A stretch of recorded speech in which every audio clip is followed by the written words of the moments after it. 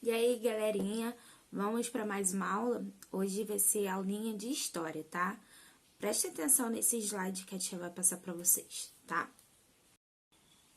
A importância das cidades do Rio de Janeiro, Distrito Federal e São Paulo. O Brasil é um país imenso, formado por muitos estados e cidades. Todos são de muita importância e garantem uma grande diversidade social e cultural. Algumas das cidades que mais se destacam dentro do Brasil e até mesmo fora do país são Rio de Janeiro, São Paulo e o Distrito Federal. Vamos conhecer um pouco delas? Rio de Janeiro. Entre os morros do Pão de Açúcar e o Cara de Cão, no dia 1º de março de 1565, foi fundada a cidade de São Sebastião do Rio de Janeiro, sob as ordens do rei de Portugal, Estácio de Sá. Veio ao Brasil com o objetivo de expulsar os invasores franceses que tentavam dominar a região e inaugurar a nova cidade junto ao povoamento português no entorno da Baía de Guanabara.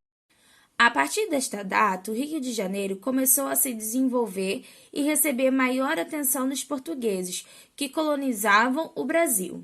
A região era habitada por diversas tribos indígenas que foram expulsas pelos portugueses que se estabeleceram lá, pois a região tinha uma localização geográfica importante, facilitando as navegações da época. Dessa maneira, a cidade do Rio de Janeiro se desenvolveu a partir de sua importância no contato com o mar. Ao longo do século XVIII, o Rio de Janeiro começou a ganhar uma importância maior, pois nesse período foram descobertas jazidas de ouro em Minas Gerais. Como a região não tem saída para o oceano, o Porto do Rio de Janeiro se desenvolveu e tornou-se o maior porto do país, recebendo escravos e produtos importados e enviando ouro e produtos brasileiros para Portugal e África. Dessa maneira, em 1763, a capital do Brasil foi transferida de Salvador para o Rio de Janeiro. No século seguinte, em 1808, por conflitos na Europa, a família real portuguesa se mudou para o Rio de Janeiro, dada a sua importância para o Império Português. Assim, a cidade foi modernizada para atender aos padrões da realeza. A cidade teve a construção de novas ruas e novos edifícios, mas a principal mudança foi no setor cultural, sendo construído diversos museus, bibliotecas, teatros e parques. O Rio de Janeiro deixou de ser capital do Brasil no ano de 1960. No entanto, continua sendo um dos centros econômicos, políticos e culturais mais importantes do Brasil, sendo sede de diversas empresas de grande importância e universidades federais que se desenvolvem parte significante da pesquisa brasileira. São Paulo. O surgimento da cidade de São Paulo está ligado à iniciativa de 12 padres, entre eles Manuel da Nóbrega e José de Anchieta, que no alto de um terreno elevado começaram a construção e fundaram o Colégio São Paulo e Piratininga, no dia 25 de janeiro de 1554, em homenagem ao apóstolo São Paulo. Os padres tinham como objetivo a catequização indígena. O povoamento da região começou em 1560, quando Mendes Sá, então governador-geral do Brasil, visitou os freis e ordenou a transferência da vila de Santo André da Borda do Campo para os arredores do colégio, cujo terreno era adequado para se proteger dos ataques indígenas. Após a transferência, a região passou a se denominar Vila de São Paulo. Assim nascia uma das cidades mais importantes do Brasil, São Paulo, onde as transformações e o crescimento podem ser entendidos em 3 etapas. Primeiro, bandeirantismo, século XVII. Para ser uma vila isolada do centro da colônia, no litoral iniciou-se a atividade dos bandeirantes, que tinham 2 objetivos: buscar ouro e outros metais preciosos no interior da região de São Paulo e caçar índios para que eles trabalhassem nas terras da região. Outro, mineração, século XVIII. A descoberta de ouro na região de Minas Gerais fez com que a vila de São Paulo passasse a ser rota de estabelecimento das áreas de mineração e, em 1711, fosse elevada à categoria de cidade após um crescimento considerável. Esse foi o primeiro momento de expansão econômica da cidade. Por último, cafeicultura, século XIX. São Paulo passa a cultivar o café, que era o principal produto brasileiro vendido para fora do país.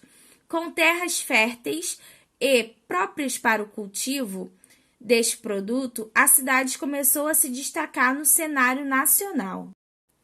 Foi a partir do século XX que São Paulo se tornou o centro econômico como conhecemos hoje. A partir do desenvolvimento do café na região, ela se tornou uma das mais importantes, competindo com o Rio de Janeiro. Contudo, havia uma diferença. O governo de São Paulo incentivou a vinda de imigrantes pobres para trabalhar nas fazendas. Assim, quando a escravidão foi proibida, a cafeicultura no Rio de Janeiro decaiu e a de São Paulo subiu. As riquezas geradas pelo café também permitiram que a cidade se modernizasse e se desenvolvesse. Nesse sentido, na cidade e em seus arredores, muitas indústrias foram construídas e se aproveitavam da mão de obra barata oferecida pelos estrangeiros.